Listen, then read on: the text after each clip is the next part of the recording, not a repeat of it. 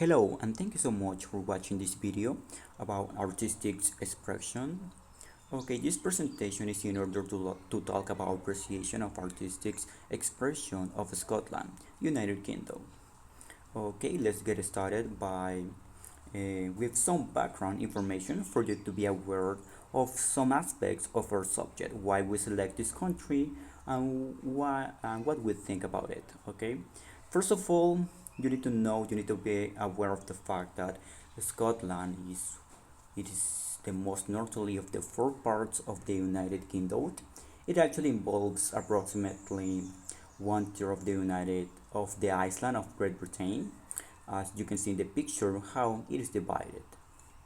The name of Scotland derived from Latin Scotia, land of the Scots, a Celtic people from Ireland who settled on the west coast of Great Britain about the 5th century. The name of Caledonia has often been applied to Scotland, especially in poetry, which is a very famous form of art. Okay, in Scotland, it is also a fact that Scotland has shown a difficult home for many generations, for many periods of its society, but now it is really appreciated because of its beauty and unique culture and art. That is why we select this beautiful country, because it is a country which has a lot of culture, art, and that is why we would like to talk about it. And it is also true that Scotland was one of the Europe's poorest countries, but now, as you can see in the picture, it is a well-performed and well-known country. Hi teacher, I want to talk about the traditional dances and folk that we have in Scotland. I want to mention 5 that are actually the most important there. The first one is the Scottish dance tradition, is this one. In Scotland, it's alive with traditional dances. Thousands of people participate and watch traditional dances in Scotland and through the world, as we know. Written materials on Scottish dance dates back on the 170s. Over time, particular styles evolved, and many geographical areas of Scotland have their own unique dances variations. Reels were commonly danced. This is a dance from 3 or more people where steps are danced on the spot, alternating with traveling figures in a circle or figure of 8s. Shetland in particular has invested in keeping its reel alive, and many are danced today. The other one that I want to mention is the Celtic dancing.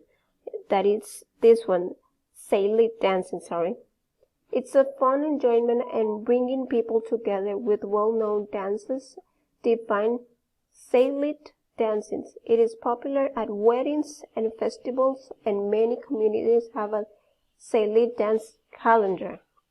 Most dances are done in couples or in sets of 3, 4, 6, or 8. It depends on how you want to do it. They are easy to learn, and often a dance caller explains what to do as you learn on the move. Sometimes Celtic dances with the same name are danced with variations depending on the geographical area. Let's say a Canadian barn dance or Scottish is danced a little differently in South US than in Braemar. The Celtic dancing has happened, and it still does anywhere people want to get together and dance, from a kitchen to a larger hall. And there has been a tradition of dancing on bridges and roads as well. A great Celtic is not without a great Celtic band, as the music plays a fundamental part to the dancing with the right tempo and tone suited to the dance. It says that old-time dancing in Scotland is another social form of dance, including dance like the Erva three-step, waltz, swing, and ballroom. The other one that I want to mention is the step dancing. The step dancing is a form of percussive dance, dancing a hard-soled shoes to music played at a particular tempo on pipe, whistle, fiddle, or poid-billed mouth music. That is beating one's heels toes and feet in as many ways as possible and imaginable, keeping time with the rhythms of the music in stretch, pay, reel, and jig time. Until around 1992, step dancing was rarely seen or danced in Scotland, and few people knew about it. Its discovery partly occurred through the visit and techniques of Cape Breton steps dancers, including Harvey Beaton and Mary Janet MacDonald. This style of dancing was kept very much alive in Cape Breton Island, Nova Scotia, Canada by Scottish immigrants who settled there in the latest 170s. There are many steps that can be learned passed on through family generations. The styles have never been prescribed except dancing steps, neat and close to the floor. Many dancers have their own individual styles and steps they like to do, or to particular tunes. The other one that I want to mention is the highlight dancing. The highlight dancing is almost everyone has an imagine of a kilted dancer performing the highlight fling or the Kije Galum sword dance to the sound of the pipes. Highland dancing was historically part of training in the Highland regiments. The dancing requires strength to perform with continuous jumping high leaps, intricate arms and footwork, balance and poise. There are many beautiful dances, some of which are almost balletic, including the national dances, Blue Bonnet, and the Scottish Lieds. Highland dancing plays an important part of Highland Games, and at many games there are competitions. Cowal Highland Gathering in Dunon has been host to Scottish and World Highland Dancing Championships since 1934. It says that the Hebridean dance can be seen danced by Highland dancers and step dancers. The style is more relaxed than Highland, with the arms held lower, the knees more bent, and some of the steps are similar to the footwork in step dancing. They were taught in the Western Isles in the mid-180s by the dance master Ewan McLachlan. And the last one that I want to mention is the Scottish country dancing. In the 170s, many country dances were held in grand, elegant halls and attended by prosperous members of society. Techniques were influenced by the dance styles of the period and the tradition of the real dances in the Scottish countries today. Care is taken to preserve the technique of the dances while still enjoying the social aspect of the dance. It says that the Scottish country dances are still held in castles and stately homes and in city, town, and villages halls with dances like the Reel of the 51st or the Duke of Perth born Reel. The dances are made up of 4 or 5 couples facing each other to form sets and are characterized by the top couple in a set progressing to the bottom with the dance repeated for everyone to come back to their starting position. There are numerous integrated formations in Scottish country dances and the setting and traveling steps, use of hands and patterns, and dance with a respect for the fine details of the dance. There are also dances in the formation of a square set danced by 4 couples. It's the quadrilles with 4, 5, or 6 figures. The quadrilles dance in South US are greatly enjoyed today. There are thousands of Scottish countries that dances and new dances are being created all the time. The music of stradpipes, jigs, reels, waltzes, polks, and hornpipes all play a significant part in Scottish country dancing.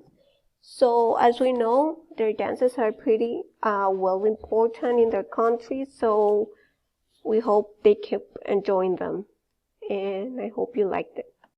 So I'm going to talk specifically about art.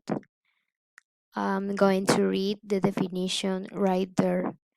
Art, activity in which we recreate with an aesthetic object an aspect of reality. or a feeling in attractive forms using material, image, or sound. Well, Scottish art is the body of visual art made in what is Scotland now, or on Scottish themes since prehistoric times. It forms a distinctive tradition within European art, but political union with England has led to its partial subsumption in British art. I'm going to talk about the stages of art in Scotland. First, we have prehistorical art. The earliest examples of art from what is Scotland now are highly decorated curved stone balls from the Neolithic. The development of a common style of art in Great Britain and Ireland influenced to elaborate jewelry and illuminated manuscripts such as the Book of Kells. Now, Middle Ages. The reform was the process by which Scotland broke up with the papacy, eliminated an important source of patronage for art, and also limited the level of public display, but may have aided in the growth of secular domestic forms such as the elaboration of ceilings and wall paintings. Then we have the European Renaissance. Towards the end of the century, Romanticism began to affect artistic production, and it can be seen in the portraits of artists such as Henry Raeburn. Actually, he also contributed to a Scottish landscape painting tradition that focused on the Highlands. Now, talking specifically about some of the types of art that exist in there, first of all, beginning with painting, the tradition of Highland landscape painting. Images of places like Glencoe and Loch Lomond became panoramas of parlor rooms that helped to define popular images of Scotland. Talking about sculpture, in the first decades of the century, commissions for sculpture in Scotland were often given to English artists. The Scottish sculpture tradition was carried forward by artists, and these materialized in the next generation of sculptors. Then we have architecture. Well, architecture in early modern Scotland encompasses all buildings within the borders of the Kingdom of Scotland from the early 16th century to the mid 18th century. The time period roughly corresponds to the beginning of the modern era in Europe, beginning with the Renaissance and Reformation and ending with the beginning of the Enlightenment and industrialization. Actually, vernacular architecture used local materials such as stone, grass, and when possible, wood. Now, Scottish painting has struggled to establish its own distinctive identity. The stylized painting of animals and objects in the low relief is a symbol of stones mixed with the designs of curvilinear Celtic Christianity and the first French millennium, and also of medieval Flemish influences that appear in church in the sculpture. Actually, some of the most iconic images of Scotland show many stones and stone circles, some of the most notable examples of monumental sculpture. Only with the rise of modernity in the long run, the relationship between architecture and ornamental sculpture has been broken. allowing a more experimental freedom of development modes. Now, Scotland has important collections of art, such as the National Gallery of Scotland, the National Museum of Scotland in Edinburgh, and the Borough Collection of Scotland. The Kelvingrove Gallery in and Museum of Art in Glasgow. Currently, the four fine art schools in the country continue to encourage experimentation and innovation among their students in a variety of means of expression.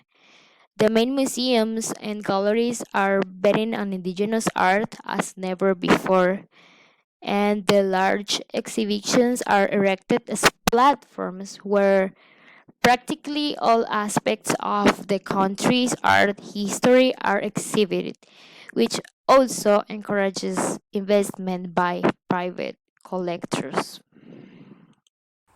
Okay, now I would like to talk about holidays and tradition. First of all, Up Helly 8. Up Helly 8 is an amazing Viking themed fire festival taken in Shetland rural communities. It is the largest and well known fire festival made there.